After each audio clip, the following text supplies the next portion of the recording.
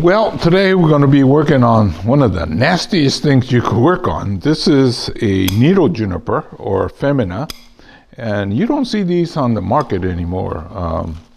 But it gained fame from John Naka's when he did that famous grove. And I've been propagating. Easy to propagate, but it really does hurt. I have to wear the thickest glove without losing the feeling, right? But what I thought I'd do today, I have 4 of them. And I'm gonna prune them slightly different each one, okay? This one here, I wanna keep it more or less full, but I gotta make sure that people could see the trunk. Okay, the reasoning behind it is I want to have material that people can work on it and feel like they accomplish. But if they can't see the trunk, they don't know exactly what they're getting. I know that the trunk is great because I make sure that there is a taper, a movement, and a root flare, right? I've been saying that over and over. So I know they all have it, but people need to be able to see the trunk. So that's what I'm gonna do with this one here, is open it up so that it's still full. There's a lot of work left on here, but people could see the main trunk. Okay, that's the goal of this one here, 1 of 4. So basically, I'm gonna be getting rid of these. That thing got too long, right? And since I have it on a turntable, I could show you different angles.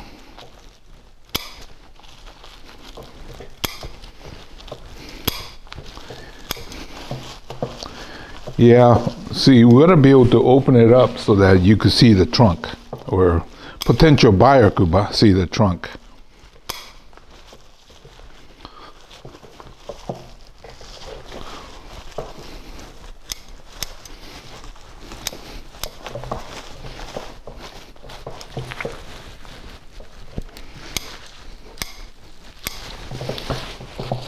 Well, you see me do this a number of times, so I'm going to go ahead and get most of it done, and then I'll turn the camera back on.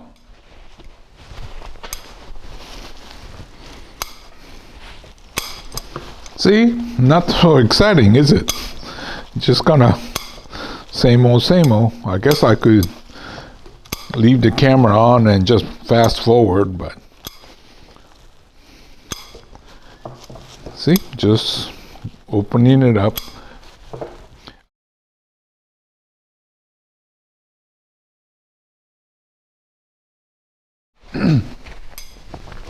The top part, or the apex, is coming together.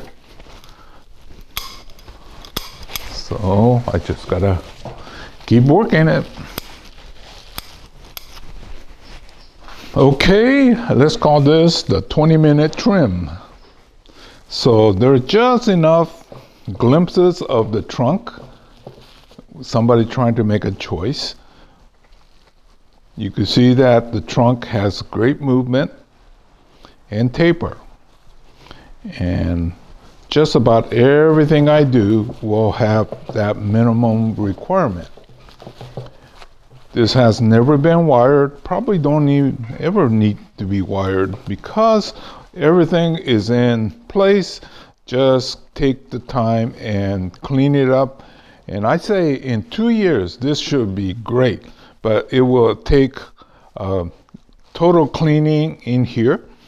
If I did it, probably about 3 more hours. The average hobbyist probably spend a day.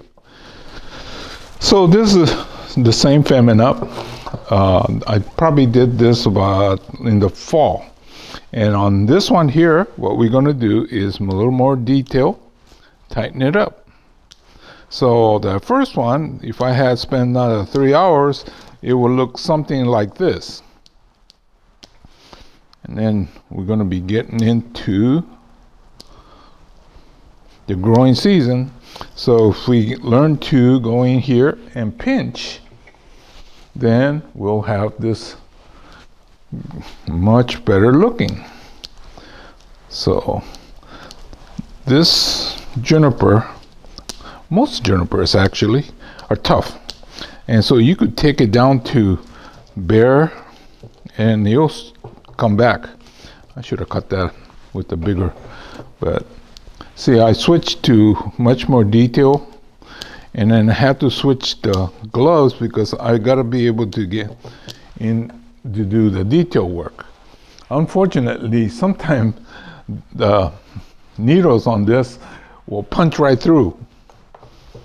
That's why on the first one I was wearing such a heavy glove. But this one I do need to be able to get in tight. See how it's starting to flatten out there? So after this, we'll do a lot of pinching or light pruning and get these branches to look finished. So from this point, I think this one has another year to go before it'll look like a great bonsai. So if you want bonsai to look good, you gotta pace it. And just because you slap a wire, it doesn't become a bonsai. Wiring is one technique. It's not a solution to making a bonsai. I see people slap on wire just because. I don't know why. It's not doing anything. Okay, so see? Get that, and then these, we want to tighten them up. And then this branch will have sub branches and so forth. So you can see the difference, right, in approach. Oh yeah, this kind we don't need. We got a branch here, we don't need this one going. So that's why I have to switch to this fine detail pruner. Probably a bunch of stuff that's in there. Then once we get to the next cycle, which could be in months, you start to pinch. Then it really starts to tighten up.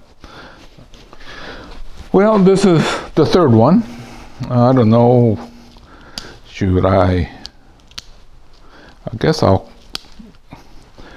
be like the first one after 2-3 months. I think you'll start to look like this. So you could start to put a little more detail in here. Oh yeah, see these long ones? They're not very helpful, so get them tight.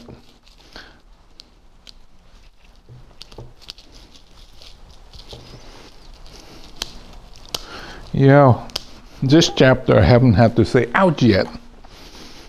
Surprising. Usually I had to edit out my pain that I feel.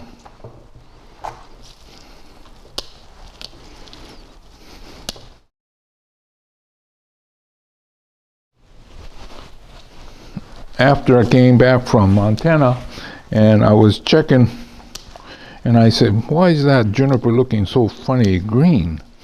Well, the watering system, the emitter came out. Actually, I was checking the emitter side and it was fine, but the side that's connected to the distribution tube had come off. And so I guess it went for a number of weeks. Anyway, so I have one less to worry about. I think I've shown you where I thought it might come back, but it did not.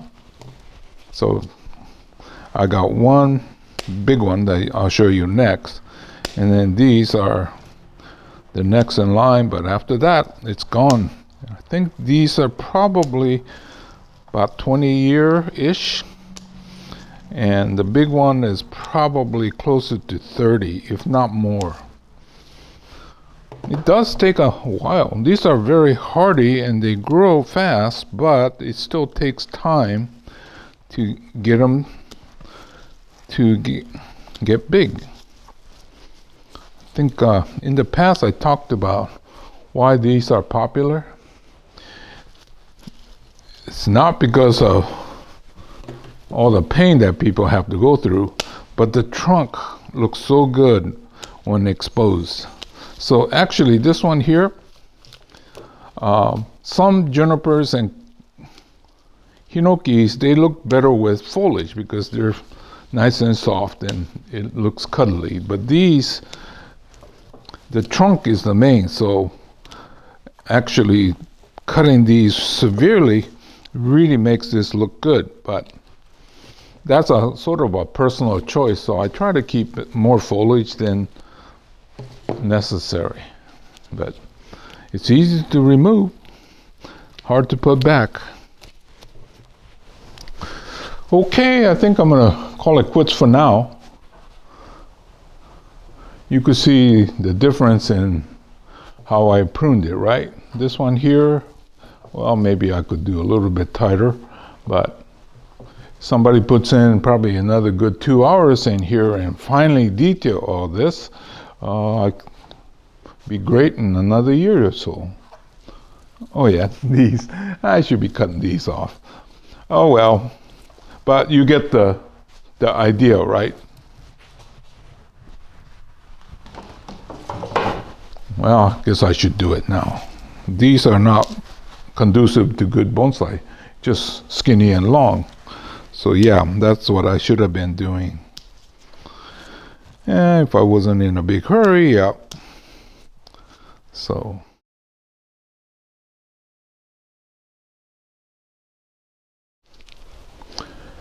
This is the fourth one. I did this yesterday.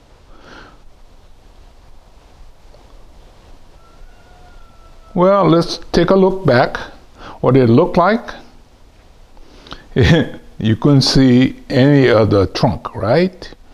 So I wanted to make sure that I opened it up so you could see the trunk.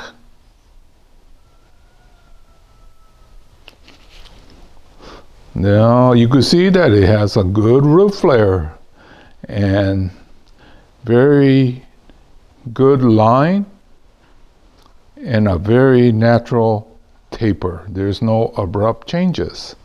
It took over 30 years to get to this point. And then I had another one that was equally big that died. So I'm down to the last. Actually, these four are the biggest ones I have left. So this is look at this. This is how much I pruned off the 3 trees. Actually, I already threw away what came off of this one here. It was almost equal to what the 3 was like. So you can see that it has great lines. Now, this one is a little bit on the tall side, but this juniper lends itself to being gin. So if you take this part here and gin that will look spectacular too. But anyway, I'm trying to make materials that people could interpret their way, right? A lot of these lower branches, most of you would take it off. I have extra branches, but that's better than not enough branches, right? So anyway, this has been the Needle Juniper, 4 of them. And I don't know if you noticed, but I think my voice is changing. It's the allergy.